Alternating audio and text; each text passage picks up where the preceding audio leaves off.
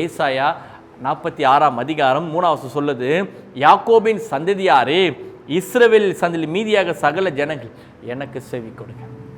ஆண்டவருடைய வார்த்தைக்கு செவி கொடுங்க.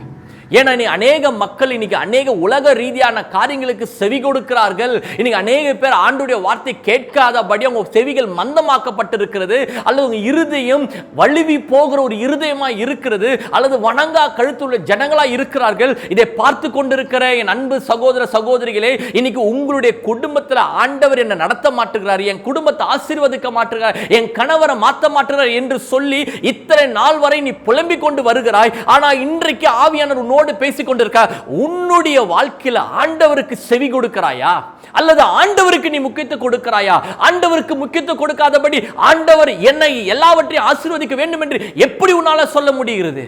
இந்த 6வது மாதத்தில் அவர் சொல்லுகிறார், நீ ஆண்டவருக்கு செவி கொடுத்து பார். உன்னுடைய வாழ்க்கையில் அற்புதம் இன்னும் தாமதிக்கிறதுக்கு காரணம் ஆண்டவருடைய வார்த்தைக்கு செவி கொடுக்காம. எத்தனை வார்த்தைகள் உன்னை தேடி வந்து கொண்டிருக்கிறது. ஆலயத்துக்கு போகும்போதும் மற்றும் எல்லா இடங்கள் ஊழியங்களுக்கு போகும்போதும் ஆண்டவருடைய வார்த்தை உன்னை கடந்து வருகிறது. ஆனால் நீ அந்த வார்த்தையை கேட்டு ஆண்டவருக்கு செவி கொடுக்காதபடி நீ விலகி கொண்டே போகிறாய். பாவத்துக்கு செவி கொடுக்கிறாய், உன்னுடைய நண்பர்களுக்கு செவி கொடுக்கிறாய், உன்னுடைய உறவினருக்கு நீ செவி கொடுக்கிற.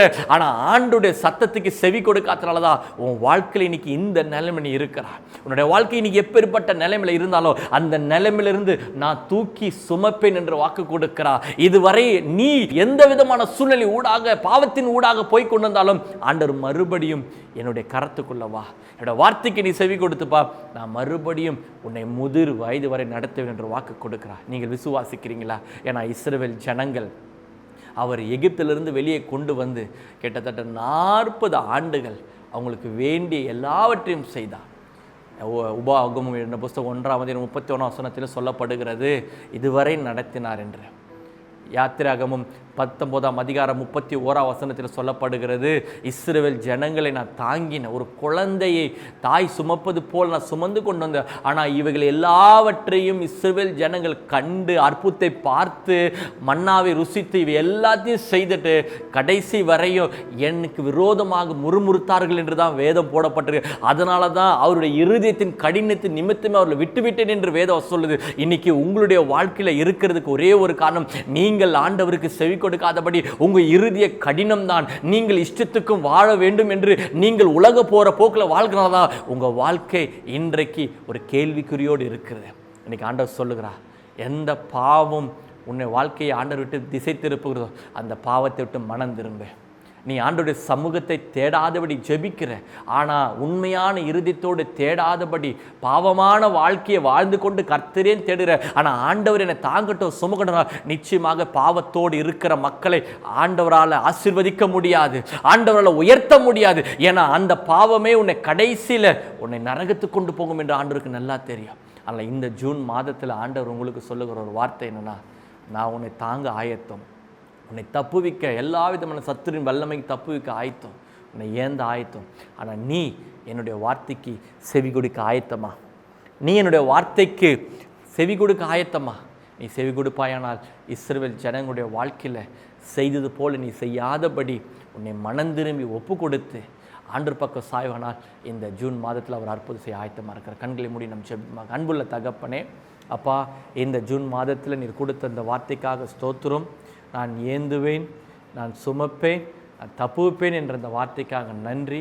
யாருடைய வாழ்க்கையெல்லாம் என்னை கடவுள் ஏந்த மாட்டாரா, என்னை சுமக்க மாட்டாரா, என்னை தப்புவிக்க மாட்டாரா என்ற அங்கலாய்ப்போடு இருக்கிறார்கள யாருடைய வாழ்க்கையில் அவர்களுக்கெல்லாம் ஒரு அற்புதம் செய்யும்படியாக நாங்கள் ஜெபிக்கிறோம், ஒரு அதிசயத்தை செய்யும்படியாக நாங்கள் ஜெபிக்கிறோம். இன்றைக்கி ஆண்டவருடைய வார்த்தைக்கு செவி கொடுக்காதபடி விலகி இருக்கிற எல்லா செவிகளும் உன் பக்கம் திரும்பி வரும்படியாக நாங்கள் ஜெபிக்கிறோம். உங்களை விட்டு பின்வாங்கி போன எல்லா சூழ்நிலையிலிருந்து மறுபடியும் ஆண்டவர் பக்கம் இழுத்து கொண்டு வரும்படியாக நாங்கள் ஜெபிக்கிறோம். இவருடைய வாழ்க்கையை கடினப்படுத்தி வைத்திருக்கிற எல்லா இறுதிய கடின கர்த்தர் விடுதலையாக்கும்படியாக நாங்கள் ஜெபிக்கிறோம். இந்த ஜூன் மாதம் நீ அற்புதம் செய்வீராகப்பா. இவங்களுடைய வாழ்க்கையில் நீங்கள் சுமக்க போகிற கிருபைக்காக உமக்கு நன்றி செலுத்துகிறோம். நீர் ஏந்த போகிற கிருபைக்காக நன்றி ஆண்டவரே. என்ன விதமான பாரங்கள், என்ன விதமான கவலைகள் இருந்தாலும் அது எல்லாவற்றையும் கர்த்தர் மாற்றி நீர் அவர்களை ஆசீர்வதிக்க போகிற கிருபைக்காக நன்றி. இந்த ஜூன் மாதத்தில் இவர்கள் எல்லாரையும் நான் பிளஸ் பண்ணி ஆசீர்வதித்து நாங்கள் ஜெபிக்கிறோம். உங்களுடைய கரத்தில் நாங்கள் ஒப்பு கொடுத்து ஜெபிக்கிறோம். நடத்துவீராகப்பா. தேவைகள் சந்திக்கப்படட்டும். பிள்ளைகளுக்கு ஃபீஸ் கட்ட வேண்டிய பணத்தில் சந்திக்கப்படட்டும்.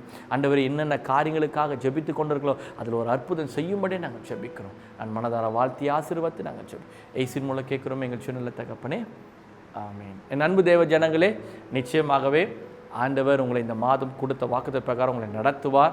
சோர்ந்து போகாதீங்க. இன்னும் கடவுளுடைய வார்த்தையை தெரிந்து கொள்ள வேண்டும் அல்லது இன்னும் ஆண்டவரிடத்தில் அற்புதத்தை பெற்றுக்கொள்ள வேண்டும் என்று நீங்கள் வாஞ்சிக்கிறேன்னு சொன்னால் கீழே கொடுக்கப்பட்ட தொலைபேசி எண்ணை தொடர்பு கொள்ளும்படி கேட்டுக்கொள்ளும். விசேஷமாக நம்முடைய ஊழியத்தில் ஒவ்வொரு வேலைக்கிழமை தோறும் விடுதலை கூட்டம் நடைபெறுகிறது. நீங்கள் சுற்று வட்டாரத்தில் இருப்பீர்கள் சொன்னால் நம்முடைய ஊழியத்துடன் நண்பரை தொடர்பு கொண்டு இந்த ஜெபத்தில் பங்கு பெறுங்கள். அநேக பேர் விடுதலை ஆகிறதை கண்கூடாக நாங்கள் பார்த்து கொண்டிருக்கிறோம். ஸோ நீங்களும் வந்து விடுதலை பெற்றுக்கொள்ளும்படி கேட்டுக்கொள்ள. அது மாத்திரமல்ல, இந்த சேனலை நீங்கள் சப்ஸ்கிரைப் பண்ணலைன்னா சப்ஸ்கிரைப் பண்ணுங்கள். ஏன்னா தொடர்ந்து உங்களுக்கு நான் கொடுக்குற தேவனுடைய வார்த்தை உங்கள் வந்து சேரும். நிச்சயமாக அதன் மூலமாக நீங்கள் தேவனுடைய காரியத்தில் வளர்வதற்கு ஏதுவாக இருக்கும். ஆனால் எனக்காகவும் இந்த ஊழியத்துக்காக ஜெபித்துக் கொள்ளுங்கள். கர்த்தர் பெரிய காரியத்தை செய்கிறாங்க. ஆமென்.